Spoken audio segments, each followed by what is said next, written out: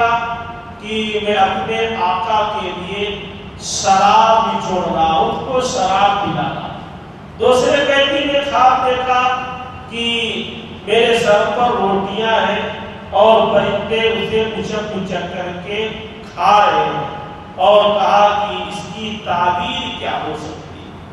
حضرت یوسف علیہ السلام نے اس موقع کا فائدہ اٹھایا، کہا ٹھیک ہے جب تک ابھی جیل کی طرف سے کھانا ملتا ہے، جب تک کھانا آتا ہے، اس سے پہلے میں تم دونوں کے خواب کی تعبیر بیان کر دوں گا۔ اور ایک چیز اور کہا، یہ جو تعبیر کا علم، خوابوں کی تعبیر کا علم مجھے حاصل ہے، یہ میرے رب کی طرف سے، میرے رب کی طرف سے، یعنی ایک حقیقی معبود، ایک حقیقی رب ہمارا ہے، اور میں نے ایسی قوم کے دین کو ترک کر دیا ہے جو اللہ پر ایمان نہیں لاتے اور جو لوگ آخرت کا انکار کرتے۔ وَاتَّبَعْتُ مِلَّةَ آبَائِي إِبْرَاهِيمَ وَإِسْحَاقَ وَيَعْقُوبَ، ہم نے اپنے باپ دادا ابراہیم، اسحاق، یعقوب کے دین کی اتباع کی، اور ہمارے لیے مناسب نہیں ہے کہ ہم اللہ کے ساتھ شرک کریں۔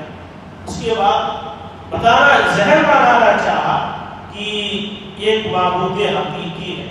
اس کے بعد یا صاحب السجن ارباب متفرقون خیر ام اللہ الواحد القہار، ایک ذہن بنایا کہ الگ الگ معبود بہتر ہے یا ایک اللہ واحد کو زبردست کرنے والا، یعنی توحید کی دعوت کی جیل خانے میں۔ اس کے بعد ایک کے بارے میں بتایا کہ تمہیں سزا دی جائے گی، دوسرے کے بارے میں بتایا کہ تمہیں رہائی ملے گی۔ رہائی ملنے والے سے کہا کہ جب تم اپنے آقا کے پاس جانا تو میرے بارے میں بتانا کہ وہاں جیل میں ایک بے قصور آدمی موجود ہے۔ وہ آدمی گیا ہو کر کے اور بھول گیا۔ بادشاہ وقت نے خواب دیکھا، عجیب خواب۔ کیا خواب دیکھا کہ 7 خشک بالیاں ہیں اور 7 ہری بالیاں، سرخرش بالیاں، بالی وہ گلے کی، دانے کی بالی، گیہوں دان کی بالی، آپ سمجھ سکتے ہیں۔ کہا 7 خشک بالیاں ہیں اور 7 ہری بالیاں ہیں، اور 7 موٹی گائے ہیں، 7 پتلی گائے ہیں۔ تعجب یہ ہے کہ خشک بالیاں یہ ہری بالیوں کو اور پتلی گائیں موٹی گایوں کو کھا رہی ہیں۔ اس خواب کی تعبیر کیا ہو سکتی؟ اپنے حواریوں سے، وزراء سے، قریب رہنے والوں سے پوچھا۔ عام طور پر حکمراں کے قریب رہنے والے چاپلوس ہوتے ہیں، خوشامد پسند ہوتے ہیں، خوش کرنے کی کوشش کرتے ہیں۔ لوگوں نے خوش کرنے کی کوشش کی، بادشاہ سلامت، یہ کوئی خواب نہیں، اشراف احلام ہے، خوابیں پریشاں ہیں، اس طرح کے خواب آیا کرتے ہیں، گھبرانے کی ضرورت نہیں۔ لیکن بادشاہ نے کہا مجھے اس کی تعبیر چاہیے۔ اب وہ آدمی جو جیل سے رہا ہو کر کے آیا تھا اور تقریباً 7 سال گزر چکے تھے، اس کو خیال آیا کہ جیل میں ایک آدمی مجھے ملا تھا جس نے میرے خواب کی تعبیر بیان کی تھی۔ اس نے بادشاہ سے کہا کہ اگر آپ اجازت دیں تو ایک آدمی ہے، میں اس سے خواب کی تعبیر پوچھتا ہوں۔ اس نے کہا ٹھیک ہے۔ وہ آیا جیل میں، حضرت یوسف علیہ السلام سے ملا۔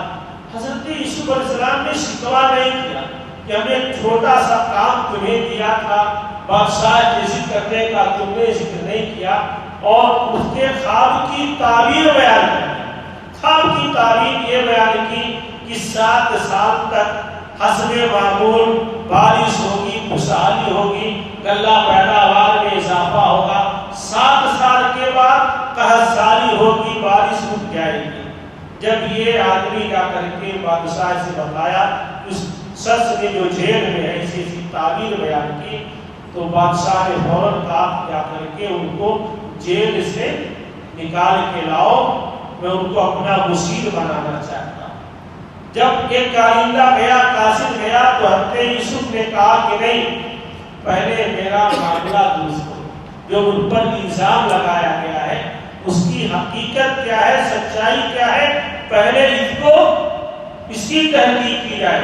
اللہ کے نبی صلی اللہ علیہ وسلم بیان کرتے ہیں کہ اللہ یوسف علیہ السلام پر رحم کرے، 7 برس جیل میں رہنے کے باوجود جب نکالا جا رہا تو پہلے تحقیق کرو، میرا معاملہ ہوتا تو میں بھاگ کر کے جیل سے باہر آ جاتا، اس کے بعد تحقیق کی بات کی جاتی۔ بہرحال بادشاہ نے تحقیق کروائی، اس کے بعد جب عزیز مصر کی بیوی سے صورتحال کے بارے میں پوچھا گیا، اس نے کہا اب تو معاملہ واضح ہو چکا ہے، اور اس نے اپنی غلطی کا اعتراف کیا کہ میں ہی ان کو برائی کی طرف مائل کر رہی تھی۔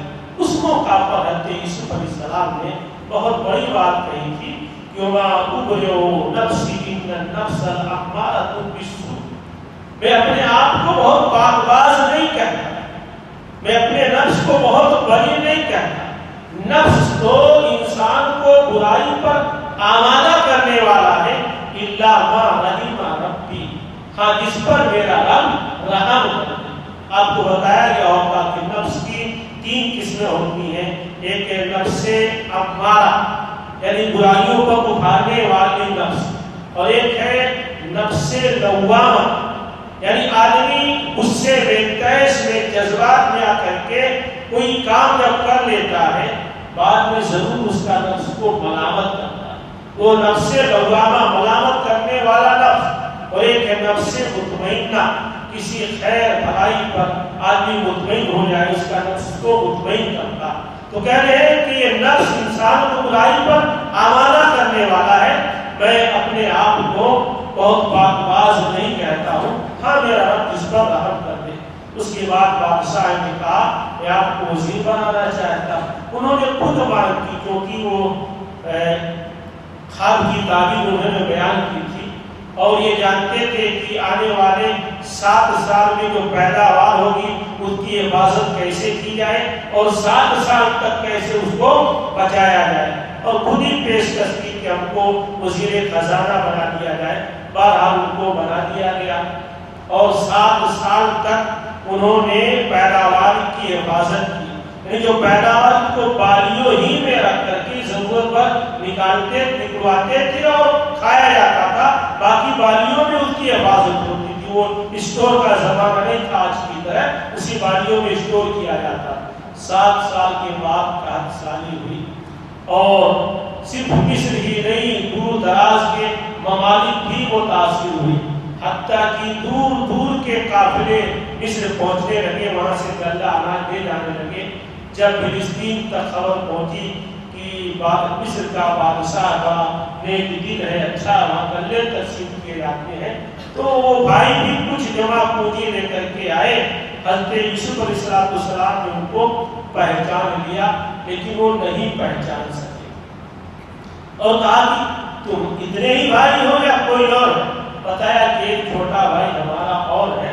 تو حضرت یوسف نے کہا ٹھیک اس بار غلہ دے دیتا ہوں، لیکن آئندہ اس بھائی کو بھی لے کر کے آنا، نہیں تو تمہیں غلہ نہیں ملے گا۔ اور جب جانے لگے تو چپکے سے جو کچھ رقم تھی جس کی بنیاد پر غلہ دیا جا رہا تھا، وہ رقم اور پونجی ان کے سامان میں رکھوا دیا، تاکہ آنے کا ایک جواز و بہانہ رہے کہ پیسے نہیں رہیں گے تو کہاں سے مائیں گے غلہ لینے۔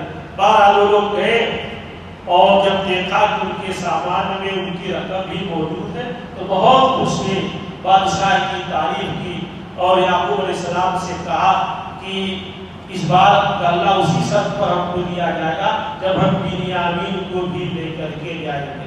حضرت یوسف علیہ السلام اس بار بھی ڈرے خوف اٹھائے، کہا نہیں تم حفاظت نہیں کر پاؤ گے، کہا نہیں ہم کریں گا، اس سے پہلے بھی ایک بھائی کو گنوا چکے ہو۔ بہرحال مجبوری تھی، دوبارہ بلوں نے سفر کیا، اور اس بار بنیامین کو بھی لے کر کے گئے۔ جب بنیامین کو لے کر کے گئے، حضرت یعقوب نے نصیحت کی تھی الگ الگ دروازے سے داخل ہونا۔ جب الگ الگ دروازوں سے داخل ہوئے تو بنیامین سے ملاقات ہو گئی، پہچان گئے، اور اپنے پاس رکھ کر کے خیر خیریت پوچھی، اور اس کے بعد سب کو غلہ دیا۔ پھر جب قافلہ روانہ ہونے لگا تو حضرت یوسف کی خواہش ہوئی کہ اپنے بھائی کو روک لیں۔ کیسے روکے؟ ایک طریقہ اپنایا، ان کا جو خاص پیالہ تھا حضرت بنیامین کے سامان میں رکھوا دیا، جب یہ قافلہ روانہ ہونے لگا تو پیچھے سے منادی اعلان کرنے والے نے آواز دی کہ رکو، ہمارے بادشاہ کا خاص پیالہ غائب ہو گیا ہے، شاید تم میں سے کسی نے چوری کی ہے۔ انہوں نے کہا نہیں، واپس آئے، ان کے سامان کی تلاشی دی جانے لگی۔ سب سے آخر میں بنیامین کے سامان کی تلاشی دی گئی تو اتفاق سے اس میں وہ پیالہ موجود، اور انہوں نے انہیں سے پوچھا کہ یوسف نے کہ اگر کسی کے پاس بھی جائے تو اس کی سزا کیا ہے؟ اس زمانے میں کہے جس کے پاس کوئی چوری کا سامان ملے اسی کو سزا دی جائے۔ تو انہوں نے روک لیا، کہا کہ ہم اس کو جانے نہیں دیں گے۔ سب بھائی پریشان ہوئے، کہا کہ ہم میں سے کسی کو روک لو، ہم اپنے والد کو جا کر کیا جواب دیں گے؟ کہا نہیں، جس نے چوری کی ہے اسی کو یہ سزا دی جائے گی۔ بہرحال پھر بھائی گئے اور یعقوب علیہ السلام پھر پریشان ہوئے، لیکن پھر جیسے دل میں ان کے بات آئی کہ ہو سکتا ہے اللہ تعالیٰ ہمارے تمام بیٹوں کو پھر ملا دے۔ پھر یہ بھائی واپس گئے اور پوری تفصیل ہے یہاں کہ اس بار حضرت یوسف علیہ السلام نے ان سے کہا کہ کیا تمہیں کچھ یاد ہے جو تم لوگوں نے اپنے بھائی یوسف کے بارے یوسف کے ساتھ کچھ کیا تھا؟ پھر ان کو خیال ہوا کہ یہ آدمی ہمارے بچپن کے واقعات کو یوسف کے بارے میں کیسے جانتا؟ پھر ان کو صبح ہوا، لگتا آپ ہی یوسف ہیں۔ انہوں نے کہا کہ واقعی میں یوسف ہوں، اور اس کے بعد یہ ہوا کہ اللہ تعالیٰ نے ہم کو تم پر غلبہ عطا کی۔ پھر انہوں نے معذرت کی، انہوں نے اپنا کرتا وغیرہ بھیج کر کے فلسطین بھیجا کہ میرے والد کو لے کر کے آؤ۔ تمام بھائی آئے، حضرت یعقوب علیہ السلام آئے، اور ان کی جو خالہ تھی جو ماں کے درجے میں تھی وہ آئے۔ حضرت یوسف علیہ السلام بڑھ کر کے مصر میں جب پہنچے تو ان کا استقبال کیا، اور پوری تفصیل ہے کہ وہاں اس موقع پر ایک مسند ایک تخت لگا، انہوں نے اپنے والدین کو بیٹھایا اور ان کے تمام 11 بھائیوں نے جھک کر کے ان کی تعظیم کی جو سجدہ کہا جاتا ہے وہ مسلم لکھتے ہیں کہ حضرت یوسف علیہ السلام کی شریعت میں یہ تعظیمی سجدہ جائز تھا۔ الگ الگ نبیوں کی الگ الگ شریعتیں تھیں کچھ، اور الگ الگ شریعتوں کے اعتبار سے کچھ احکامات الگ تھے۔ بہرحال اس طرح سے حضرت یوسف علیہ السلام کے خواب کی تعبیر مکمل ہوئی، اور ایک بہت بڑی بات اس موقع پر حضرت یوسف علیہ السلام نے کہا تھا اپنے بھائیوں سے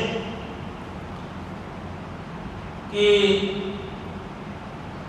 اگر کوئی آدمی تقوی اختیار کرے اور صبر تو اللہ تعالیٰ اس کو ضائع نہیں کرتا۔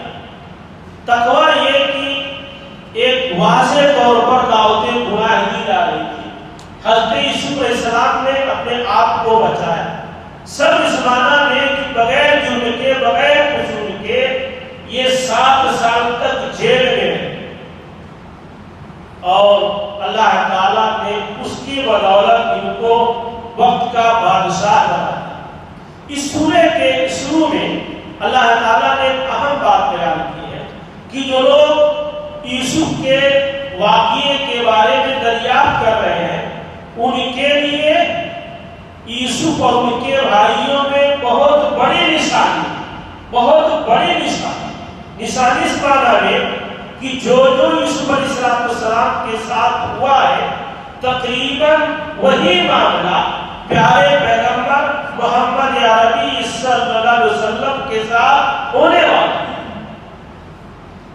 حضرت یوسف علیہ السلام سے بغض و حسد کر کے ان کے بھائیوں نے ان کو کنویں میں داخل کر دیا۔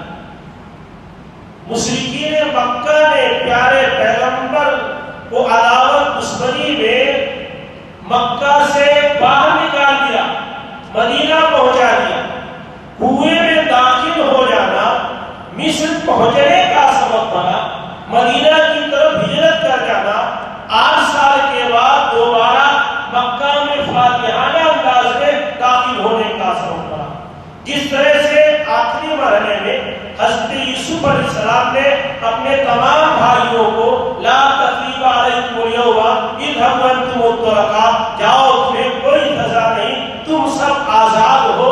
यही अल्लाह के नबी ने भी फतह मक्का के साथ उन तमाम मुजरिमों से कहा था जिन्होंने मक्का में आपको सताया था, ताइफ के मैदान में मारा था, जिन्होंने आपके चचा हमजा का मुसला किया था, जिन्होंने आपकी बेटी ज़ैनब का हमल गिराया था, तरह तरह की जिन्होंने तकलीफें दी थी, आपके साथ 10,000 की फौज थी। लेकिन मक्का वालों से कहा इज़हबू अंतुम तुलका, जाओ तुम सब आजाद हो, तुम पर कोई सरदर्द नहीं। वही चीजें हुबहू एक बहुत अच्छी तफसीर है, तफसीर सूरह यूसुफ पर अल जमाल वल कमाल। कभी अल्लाह तौफीक दे तो इस किताब को पढ़ो। काजी सुलेमान मंसूर पुरी रहमुल्लाह की किताब है अल जमाल वल कमाल।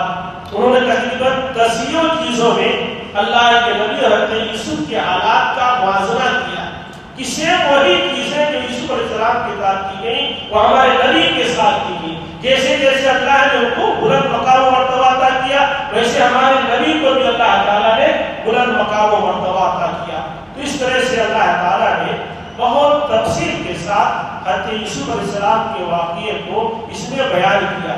एक अहम चीज और कि